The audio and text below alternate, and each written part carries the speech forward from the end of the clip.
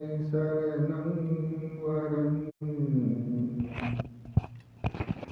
बुद्धो मे शरणं वरं एतेन सच्चवचेन होतु मे जयमङ्गलम्। नाथि मे शरणं अय्यं धम्मो मे शरणं वरं नाथि मे शरणं अय्यं संगो मे शरणं वरणं एतेन सच्चवचेन होतु मे जयमङ्गलम्।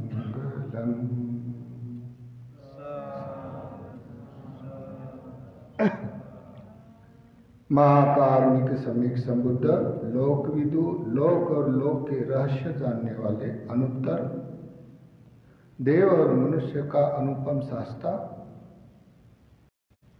जिसने सुविख्यात मध्यम मार्ग प्रकाशित किया है, जो प्रथम भी कल्याणकार है, मध्यम भी कल्याणकार है, अंत भी कल्याणकार है, उस धम्मों को प्रकाशित करते हुए संघ को शरण जाते हुए, धम्म को शरण जाते हुए, तीन रत्नों का शरण गमन करते हुए उपस्थित भिक्षु संघ, वंदनीय पूज्य भिक्षु संघ को वंदना करते हुए, और यहाँ पे जो निष्क्रमता के हेतु से कुछ तो भी है लेकिन बहुत अच्छा है, इस संसार का अर्थ के लिए अपनी कांक्षा परिपूर्ण विद्यमान होते हुए श्रमण जीवन व्यतीत करने के लिए संकल्प किया। ये सम्यक संकल्प है, उनके लिए मंगल भावना करते हैं। जिस करणीय कर्म के कारण हम लोग, भारत के सभी लोग, जिस करने से हम सुरक्षित हैं, डॉक्टर बाबा साहब अम्बेडकर इनके गुणों का गौरव करते हैं।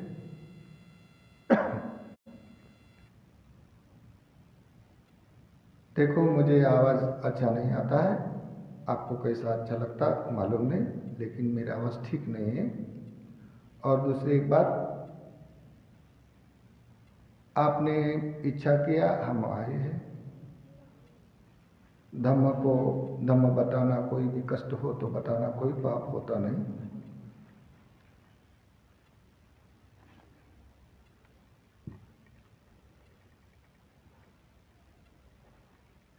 यहाँ बैठी हुई आर्या को मैंने पूछा है नहीं तो मेरे से झगड़ा करेंगे। आप लोग पुरुष प्रधान नहीं है, हमको कुछ बोला नहीं, तो यह आर्या का भी बड़ा योगदान है, जिसने तन मन धन से यहाँ के समर्पण से पुण्य कर्म करने के लिए भाग दौड़ करते रहते हैं।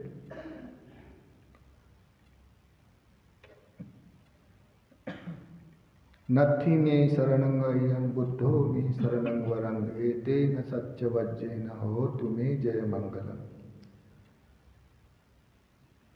ये संसार में बुद्ध धर्म संघ तीन रत्नों में शरण जाना संसार के सबसे श्रेष्ठ शरणागमन है।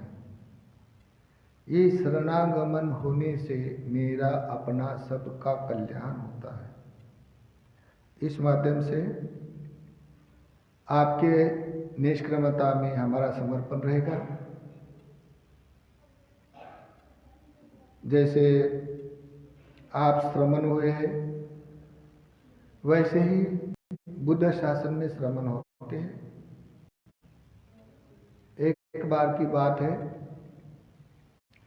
सम्यक संबुद्ध और उनके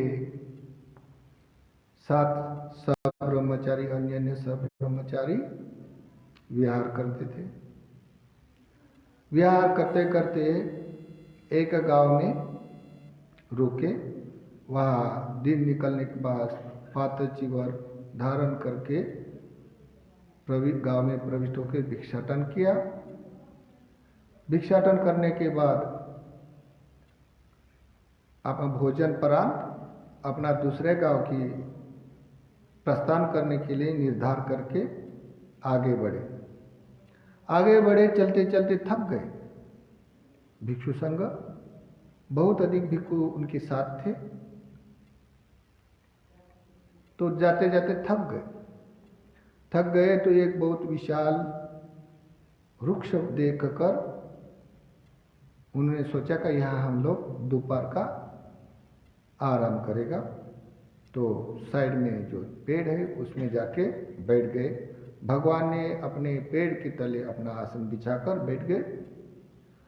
बाकी कोई जो भिक्षु है धम्म चर्चा करने वाले, वो धम्म चर्चा करने में अलग बैठ गए। कोई भिक्षु आराम करने के लिए लेटे गए, जिसमें मन रमता वो करने के लिए लग गए। फिर कोई भिक्षु ध्यान करने के लिए थोड़ी जंगल में जाके ध्यान करने के लिए बैठ गए। ऐसा करते हुए देखते हुए एक भिक्षु ना वो सो रहा है, ना वो चर्चा कर रहा है, ना वो ध्यान कर रहा है।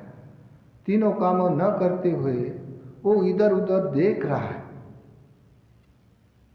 भगवान जानते हैं कोई भी काल में जो भी भिक्षु होता है उसको जानते हैं वो कहाँ से उत्पन्न होगा, वो क्या करने वाला है, अब क्या करने से अर्थ निकलेगा। तथागत महाकरुणामय होते हैं और उनको जो भी तथागत होते हैं उनको दो विद्या एक्स्ट्रा अलग होती है, सभयुत ज्ञान और इंद्रिय परोपकारी। उनको परोपकारी करना पड़ता, नहीं तो दुख से मुक्त होने का कोई रास्ता नहीं होता। ऐसा करते हुए जानते हुए वो भिक्षु को जानकर भगवान ने वो भिक्षु को बुलाया। भिक्षु, आपका कोई मन में शंका कुशंका उत्पन्न है, इसी कारण आप लोगों का मन लगता नहीं, आओ मेरे पास। तो वो भिक्षु आया, बैठ गया। बैठ जाने से भगवान ने क्या किया, एक जो साथ में थोड़ी पतला पतला कपड़ा था, वो कपड़ा लंबा करके था, उन्होंने ये कपड़ा पताट बनाकर कसो। उनको लगा गांठ बनाना कसना ये कोई बड़ी बात है, भगवान बताते होंगे तो कुछ तो भी मार्गदर्शन करते होंगे, लेकिन गांठ बनाने का क्या है। ऐसा करके उसने उलझ गया और गांठ मन में उसकी इतनी भावना नहीं हुई, भगवान ने काय के लिए दिया होगा, क्या कोई उसका प्रयोजन दिखता नहीं गांठ बनाने का, लेकिन क्यों दिया। वो गया उधर लगा कपड़े के शिलवा के गांठ। तो भगवान बोलते हैं, भिक्षु तू ये गांठ अभी खोल कर बता, एक एक करके खोलो। तो वो माथे पे हाथ लगाता, बाप रे, गांठ तो बनना बड़ा अच्छा होता है, अभी गांठ खोलना बोलते थे, ये नहीं होगा मेरे से, कठिन लगेगा ना। तो बोलता है भगवान, अरे तू गांठ खोलो, ये गांठ खोलना ही संसार की उकल हो जाता है, नहीं तो गांठ से बात गांठ बन जाती है। आप लोग ये गांठ खोलने का प्रयास करो। तब बोलते भगवान, इसका अर्थ हम क्या समझे, ये गांठ मुझे नहीं खोलता है। तो वो भगवान बोलते, जो मनुष्य अपने जन्म से ही गांठी बांधकर आता है, उसका संसार का रथ चाटते हुए कोई भी आदमी को सुख कारक होता है ना, चाहता है, चाहने पर मजबूर होकर वो चाहता है तो ऐसे गांठी के गांठी बन जाता है। गंता दोषा कतमाच अभिकवे गंता दोषा, गंता दोषा यानी गांठ। गांठ कैसी गिरती है। तो भिक्षु अपने में समर्पण होके बैठ गया। बोलता है भिक्षु गांठ कैसे बनती है? तो मैंने हाथ से बनाए। वैसे संसार में मानसिक गांठ बनती है। अपने जो कोई किसी को गाली दिया, कोई हमको जिसका स्वभाव पटता है, उसको देखकर क्या होता है? मन में द्वेष आता है। क्या होता है? द्वेष आता है। तो उसकी गांठ बनती है ना। फिर एक गांठ द्वेष वैसा नहीं रहता, आदमी भी बदल जाता है। जो हमको जिसको गुस्सा आता है वो भी आदमी मैत्री करने लग जाता है तब, लेकिन वो गांठ बंधी रहती है ना। तो बोलता है हाँ ऐसा है। आप भी सोचते हैं ना ऐसी गांठ बनती है ना। गांठ किसकी नहीं बनती है? जिस संसार में रहते हुए आपके जितने रिलेशन है, आपने आंतरिक रिलेशन वगैरह अलग है और बाहर के रिलेशन अलग है। ये रिलेशन जितने भी अपने हैं उसके संगति के साथ गांठी बनता है। स्वप्ने में रोड के रहने वाले चलने वाले आदमी नहीं स्वप्न में आते हैं क्या? लेकिन तुम जिसके साथ रहते हैं घर द्वार में, तुमचे परिवार में, सास ससुर में, माता पिता में, भाई बहन में, इसका ही मन विचार करता है ना। जैसा मन विचार करता है ऐसी गांठ बनती है। जैसा विचार बनता है वैसी गांठ बनती है। अभी बनती तो बनती सीधा है, क्योंकि ये आसक्ति है ना, वो तो बनेगी। लेकिन अगर इसको खोल जाए तो, अगर उसको जैसी बाटी गांठ बांधी हुई खोलना कितना कठिन होता है, हाथों से भी, हाथों से नहीं तो दांत लगाता आदमी, ऐसा होता है ना। ज्यादा कस होने से ज्यादा निकलने का भी प्रयास करने से निकल नहीं सकती, ऐसी भी ज्यादा बनती है ना गांठ। इसी तरह मन का भी स्वभाव गांठ बनने वाला होता है। इसी कारण गांठों पे गांठ बन जाता है। ये गांठ उकलने के लिए, ये गांठ उकलने के लिए क्या प्रयास है? गांठ पे गांठ बनते हुए अपने में, जैसे कि कोई ऐसी केस लिया ऐसा और उसको निकाला तो वो केस में केस ऐसा निकलते ही रहता है। ऐसे केस से केस ऐसी जटिल बन जाती है गांठ। और ये गांठ दूसरी कोई गांठ नहीं होती, हमारी चाह है। क्या है? चाह है। तो चाह गांठ को कैसी बनती है? अविद्या बचिया संखार। किस कारण बनती है गांठ? राग द्वेष मोह। अविद्या बचिया संखारा। संखार मिल गया तो आलंबन मिलता है ना। कोई रूप है तो देखने का, कान है तो सुनने का, नाक है तो सुनने का, जीभ है तो रस चाखने का, शरीर है तो स्पर्श करने का। उत्पन्न हो गया संस्कार तो विज्ञान उत्पन्न हो जाएगा। अविद्या बचिया संखारा, संखार बचिया विज्ञान। विज्ञान अपना चित्त बन जाता है कि नहीं? सो मनस सगत संप्रयुक्त दित्तिगत संप्रयुक्त लोभ मूलक चित्त। क्योंकि अंदर से मेले में अपने में लोभ है, आसक्ति है, लोभ है, चाहता है, इसलिए गांठ बन जाती है। अगर गांठ बनती तो गांठ कौन उकलेगा? फिर उकलने वाला तो हम ही है ना। अगर मैंने आश्वासन दिया क्या नहीं संसार में कोई भी गांठ उकलने वाला है, वही करता है, तो ये गांठ उकलने वाला हो तो हमको इस तरह का त्याग करने का कोई मतलब बचता नहीं। अविद्या पच्या संखारा, संखार पच्या विज्ञान, विज्ञान पच्या नाम रूपम। विज्ञान हुआ तो नाम रूप खंडा जोड़ जाता है। नाम यानी वेदना, संज्ञा, संस्कार, विज्ञान का पुंज, मानसिक रूप में पृथ्वी धातु, अग्नि धातु, वायु धातु, जल धातु, खंडा मिल गया। खंडा मिल गया तो पंचक उपादान खंडा कहेगा। अगर उसको देख कर अगर संख्यात्मक जोड़ जाएगा आयतन पे तो 12 हो जाएगा। बाहर भी है चक्कू, अंदर भी है। आंख लगा के सोचने से भी रूप दिखते हैं, तो अंदर भी है बाहर भी है।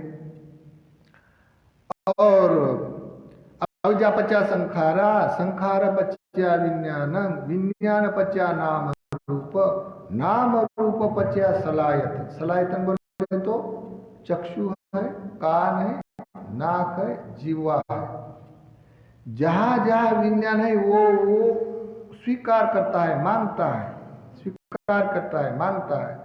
इत्येषि तन्ना उपज्यमाना उपजति एत्तेन निविशनमाना निविशति। हाँ, चक्षु लोके ई लोके सात लोके इत्येषि तन्ना उपज्यमाना उपजति एत्तेन निविशनमाना निविशति। संपत्सजा चक्षु संपत्सजा वेदना लोके ई लोके सात लोके इत्येषि तन्ना उपज्यमाना उपजति एत्तेन निविशनमाना निविशति। जो रूप के लिए लगने वाला जो भोक्ता भाव है, कान के लिए जो भोक्ता भाव है, उसका लेके जो अपने नाम रूप खंडा से आयतन से स्पर्श हो जाने के बाद फट से क्या होता है, फस स्पर्श हो गया। देखने वाले चीज को, सुनने वाले चीज को, नाक को, ऐसा स्पर्श हो गया, स्पर्श हो गया, फस पचिया वेदना। स्पर्श होने से क्या हो जाएगा, वेदना, वेदना, फस पचिया वेदना, वेदना हो गई तो वेदना अपने अनुभव में आ गया। अभी ये वेदना का फस का नाम सुनने में तो ठीक है, लेकिन प्रैक्टिकल करने में कठिन है ना। सुनने में ठीक लगता है, प्रैक्टिकल का उतारने में, प्रैक्टिकल करने के लिए निष्क्रमता लगता है। भंग ध्यान के परिणाम से कोई भी अपना मन सूक्ष्म बना के शरीर हल्का करके रात दिन जानते रहना एक बात अलग है, लेकिन प्रैक्टिकल विपස්සना करना एक बात अलग है। अगर लोकत्री विपස්සना करना है तो उसको सीखना पड़ेगा, अपने पास त्याग होना चाहिए, आपका समर्पण चाहिए, तीन रत्न की गंभीरता अपने में धारण होना चाहिए, तब आप लोग कोई भी बात बना सकता है। तो दुनिया में तो ऐसा होता है, फस पचया वेदना। अभी फस पचया वेदना कैसा होता है, जैसे कि एग्जाम्पल, कोई आदमी रास्ते से जा रहा है, मिठाई का प्लेट होटल में जो दुकान में बेचने वाले लोग होते हैं अंदर रखते हैं क्या बाहर रखते हैं? मिठाई का प्लेट देखने के लिए रखते हैं ना, ढक कर तो नहीं रखते, उसे देखने के लिए लोग देखे और ले, तो बाहर रहता। वह जिलाबी खाने वाला मनुष्य जिलाबी को देखा तो उसका मन वो रूप को देखकर, जिलाबी का मालूम है ना जिलाबी ऐसी लगती, उसने खाया, इसलिए उसका पहला ही असंस्कारिक चित्त है, यानी पहले खा चुका है। असंस्कारिक चित्त उत्पाद हो गया, उत्पाद होने से वो लेने के लिए अपना जब में हाथ डाला, लिया। अभी आसक्त होने से वो खाया, वहां पे खाया, तो जैसा खाता है तो वो कागज था ना देने का, जो वो कागज भी उसने चाट के खाया। इसका मतलब क्या है, वो चाहता है, जैसा चाहता है वैसे संस्कार बढ़ता है, जैसा चाहता है वैसे संस्कार बढ़ता है। तो फस पचिया वेदना, उनकी वेदना कौन सी है, उसकी वेदना सामिस वेदना है, लोभ मूलक सामिस वेदना है, सामिस सुखद वेदना।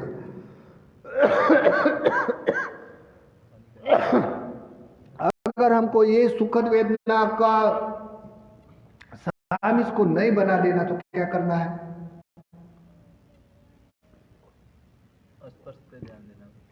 अगर हमको ये सामिस वेदना है ना, ये तो भव बढ़ाने वाले हैं, सामिस सुखद वेदना भव बढ़ाने वाले, तो हमको क्या करना पड़ेगा, निरामिष ऐसा भाव करने से होगा क्या, कोई तो चेंजिंग लगता है तभी निरामिष भाव होगा ना। वेदना में कोई भी जानने वाला मनुष्य पहले वेदना नहीं जानता है, पहले ज्ञान होना चाहिए, सम्यक दृष्टि होना चाहिए, दृष्टि से होने वाला आलंबन होना चाहिए, आलंबन के बाद आलंबन में स्पर्श होने का ज्ञान होना चाहिए, स्पर्श होने के बाद परिणाम में वेदना जानना, ये विपස්සना है। बिना कारण से प्रयोग करके वेदना का सूक्ष्म मन करके वेदना को परीक्षण करना, ये विपස්සना नहीं होती है।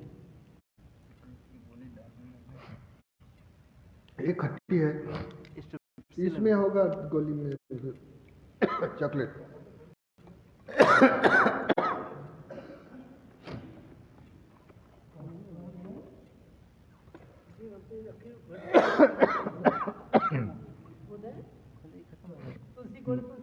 हाँ दो,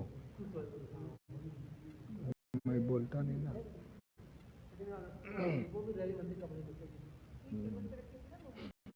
नहीं खत्म है। कोई बात नहीं। या तो मैंने चॉकलेट रखा था, खांसी आती थी। नहीं रहने दो। ठीक है, समझ में आता है। फस पचया वेदना, अभी उसको निरामिष करना है। अभी निरामिष करना है तो आप लोगों को ये पहले बात समझना पड़ता है। निरामिष वेदना करने के लिए आपके पास बजट है? सामिष वेदना का निरामिष करने के लिए अगर किसी के पास पुण्य का सोर्स नहीं है तो ध्यान कर सकता है, शमत हो सकता है।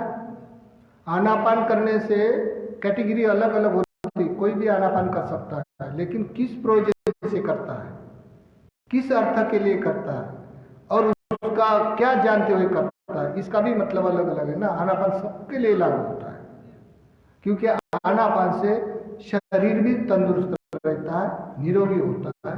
आनापान करने से अपना मन हल्का हो जाता है। आनापान करने से मन को शांति मिलती है। आनापान सबके लिए लागू होता है, लेकिन संसार में जितने भी आदमी हैं उसकी सबकी दृष्टि गोचर एक रूप है, सबकी चर्या एक रूप है, सबकी चाह एक रूप है, तो इसमें विभाजन होना चाहिए ना। जब विभाजन जानता है तब उसका आनापान ठीक ठीक से प्रयोजन के माध्यम से कर सकता है। फस पचय वेदना, उसने जिलाबी खाई तो उसका सामिस कैसी होना चाहिए? सामिस हो गई तो निरामिष कैसी होना चाहिए? जैसा कोई वो खाना तो खाता है लेकिन धार्मिक भी है, उन्होंने और थोड़ी जिलेबी ली, दानवा ने तो जिलेबी ली और वो साइकिल से मंदिर में आया। मंदिर में आने से दान दिया। दान देने से लगने वाला सुख लगेगा क्या दुख लगेगा उसको? दुख सुख लगने से ये शमत हो गई। शमत हो जाने से वो विपसना ऑटोमेटिक निरामिष में बदल जाएगी। कोई भी आदमी सूक्ष्म विपसक कोई भी मार्ग प्राप्त नहीं कर सकता है। सूक्ष्म विपसक होना ये अलग बात है, और लोग जानते हुए शमत समाधि से जानते हुए विपसना करके मुक्त होना एक रास्ता अलग है। कोई भी मनुष्य शमत समाधि, विदर्शना समाधि, विपसना शमत समाधि, कोई मनुष्य कोई भिक्खु शमत समाधि करता लेकिन विपसना समाधि नहीं कर सकता है। आप बोलो किस कारण, क्या कारण है?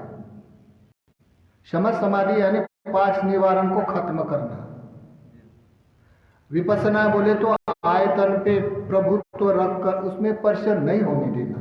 स्पर्श हो गया तो वेदना होगी, वेदना होने के बाद उसको निरामिष करना है सामिष की, तो कैसा करेगा? जो आदमी ने जिलेबी लाया और जिलेबी लाने के बाद दान कर दिया तो उसका अनुभव में सुख होगा क्या दुख होगा? तो सुख होगा। ये होगा शमत। ये शमत की भावना अगर करेगा तो उसका मन और शांत होगा क्या नहीं होगा?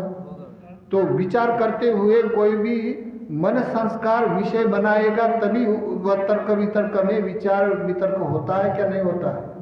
अगर आपने बोला का नहीं मन भटकाना नहीं है तो तुम पुण्य कर्म का विचार नहीं करेगा तो शमत कैसा होगा? तो ये है वेदना को शामिल करने का तरीका।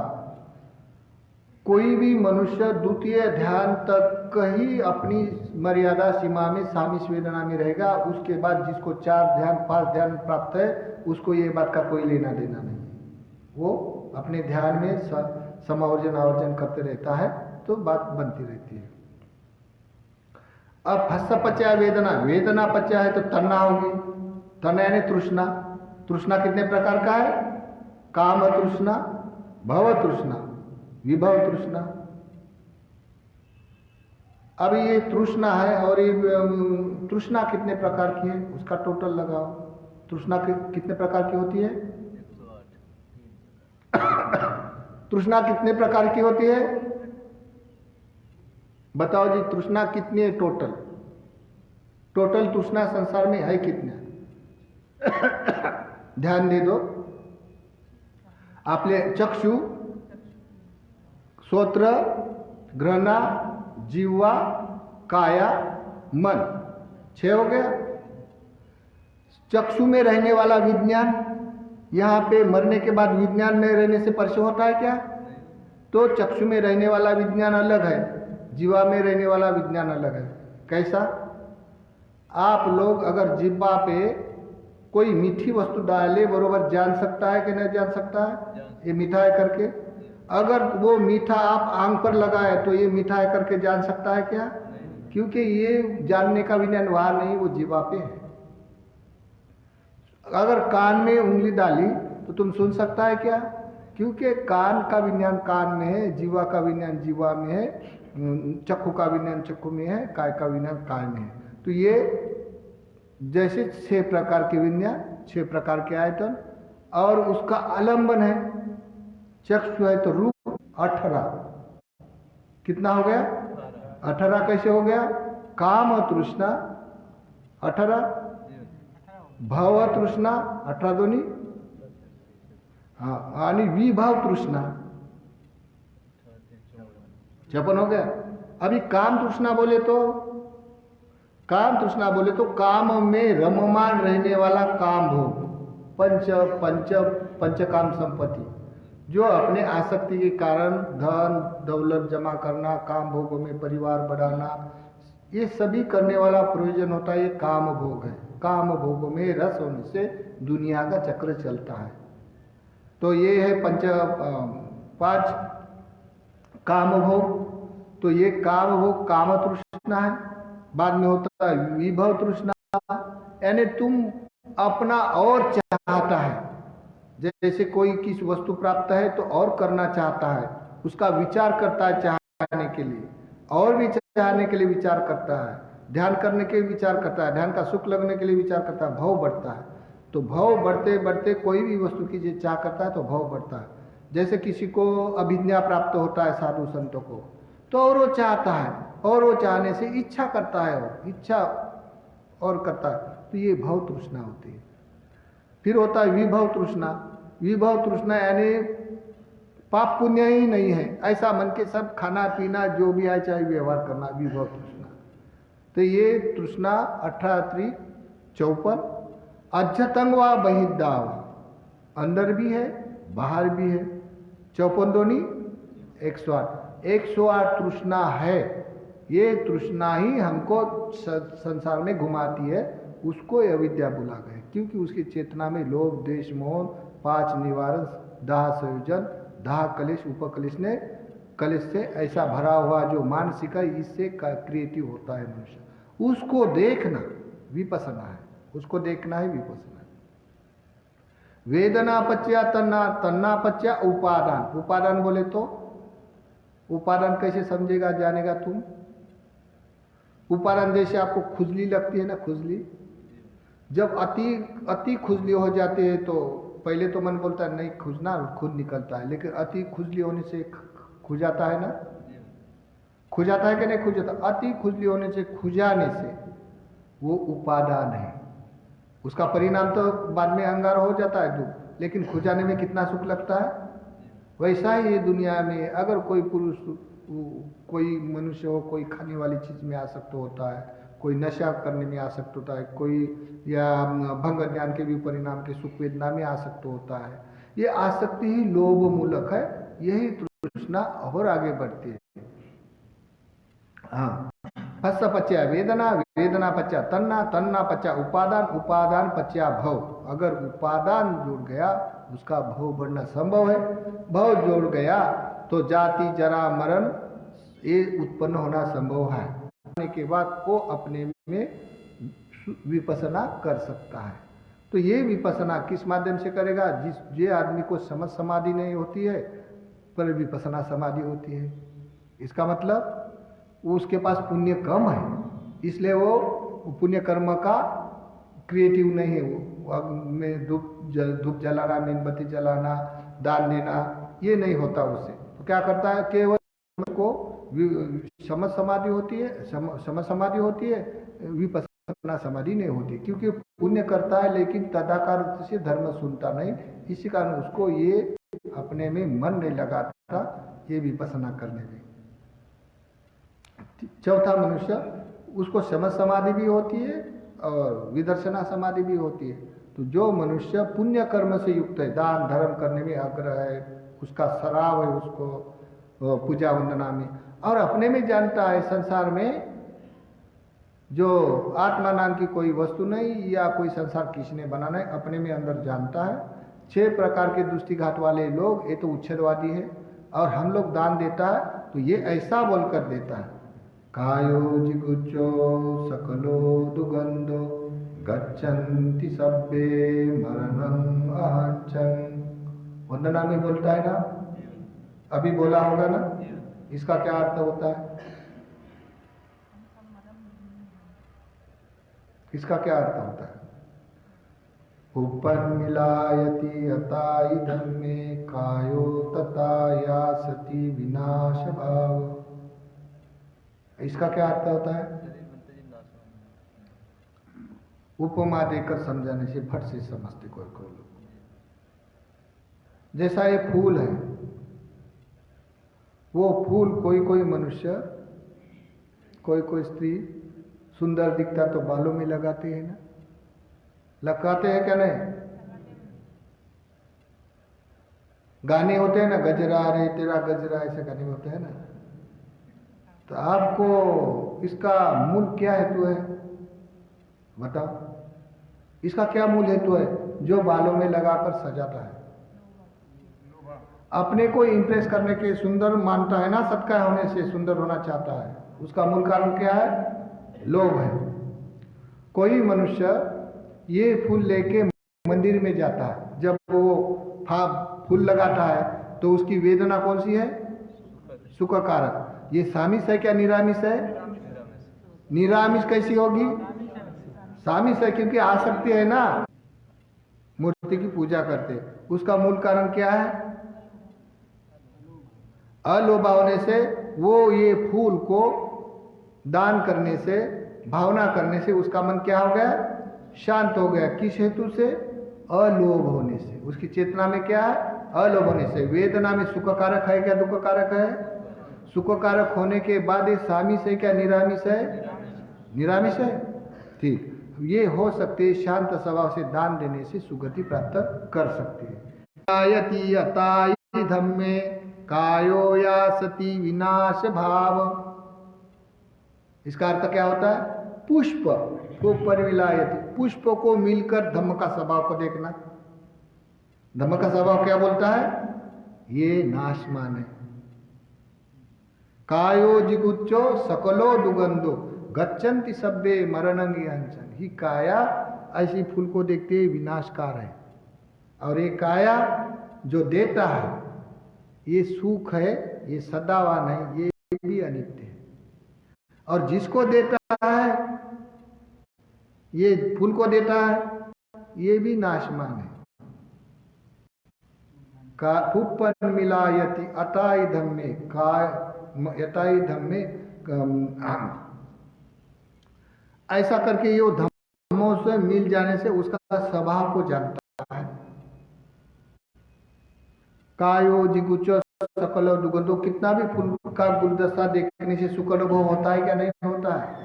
अगर वो गुलदस्ता मंदिरों में कोई गुरुद्वारे में देगा और एक गुलदस्ता अपने घरों में लगाता, तो दोनों सुख वेदना में कौन सा फर्क है? जो अपने प्रिय मनापा में जोड़ता है पति रूपी का होता है। तो कोई भगिनी ऐसी धर्म को सुनने वाली, जानने वाले, ऐसा रखकर वो बोलते हैं फूपन मिलायति अताई धम्मे कायो कायो या सती विनाश भाव। सती यानी स्मृतिमान रखे। सती का मतलब श्रुतिमान किसमें? कतमाच सा भिक्कवे सम्मा सती। क्या होता है? कतमाच सा भिक्कवे सम्मा सती यंको भिक्कवे काये कायानुपस्सी विहरति आतापि संपदानो सतीमा विनय्य लोके अभिज्ञा दो मनस्सान। आतापि संपदानो सतीमा विनय्य लोके, धम्मे धम्मेषु काये कायानुपस्सी विहरति वेदनासु वेदनानुपस्सी विहरति आतापि संपदानो सतीमा विनय्य लोके अभिज्ञा दो मनस्सान।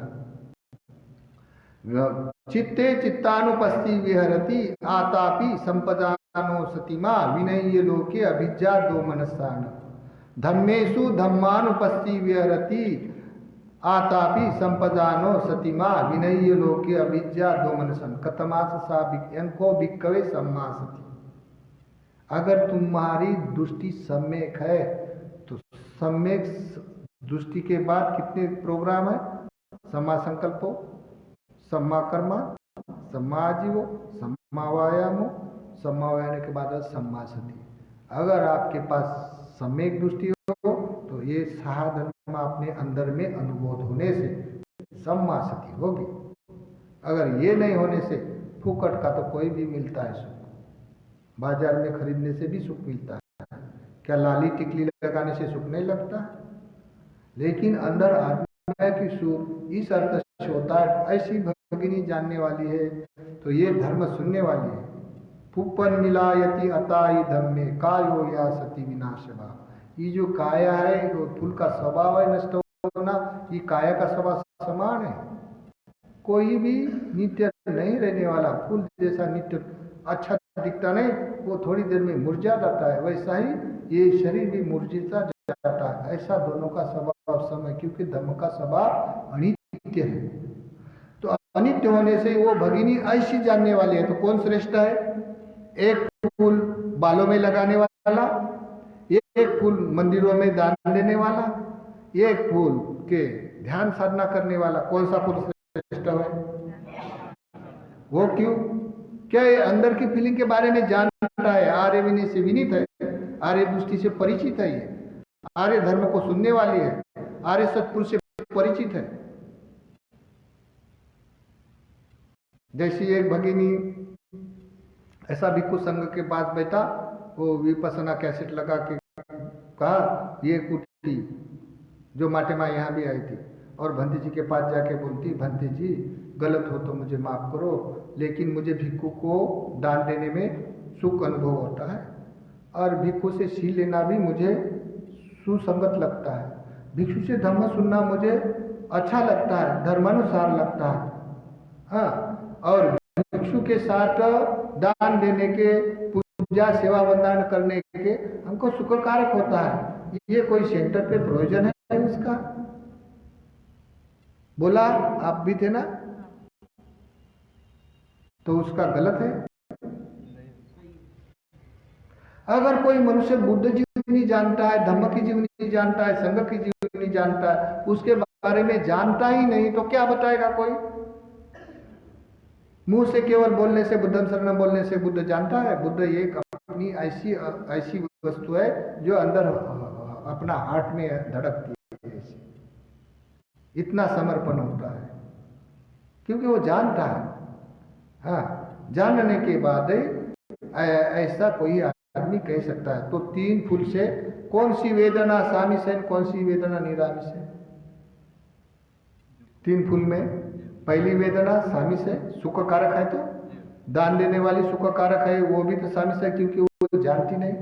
और ये अनासक्त है तो निरामिष है, लेकिन वो मुक्ति वाला रास्ता नहीं, वो समाधि करके देवलोक में जाएगी। लेकिन फूल पे ध्यान करने वाला, अपने में जानने वाला, जानते जानते उसका आवर्जन समाज हो जाने से फट से ध्यान में चला जाता है मनुष्य। तो ये हुआ अपना वाला एक विदर्शना समाधि का प्रयोजन अलग और समझ समाधि का प्रयोजन अलग। समझ समाधि पुण्य कर्म पर टिकती है, विपसना अपने वाले सम्यक दृष्टि पर टिकती है। जिसके पास सम्यक दृष्टि मालूम है और पुण्य कर्म है, उसको किसी को पूछने की कोई जरूरत नहीं, अपना अपना चित्त कार्यरत करा, अपने आप बेनिफिट आता है।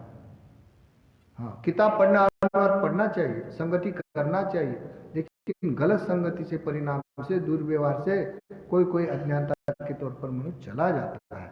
तो जिसका जिसका स्वभाव है ऐसा ऐसा, जिसका जिसका जैसा दृष्टिकोण ऐसे चला जाता है, तो ये उनका स्वभाव होता है। तो चले हम अभी थोड़ा आनापानसति का अभ्यास करेगा, ठीक है? आप पालती मारकर बैठे, जैसे बैठना आता है वैसा। अगर आपको बैठने में दिक्कत होता है, परेशानी होती है, तो जैसे खड़ा रहना आता है खड़ा रहना, किसी को बैठना नहीं आता आपको चेयर लगा के बैठो। ये लाइट बंद करो जी दो।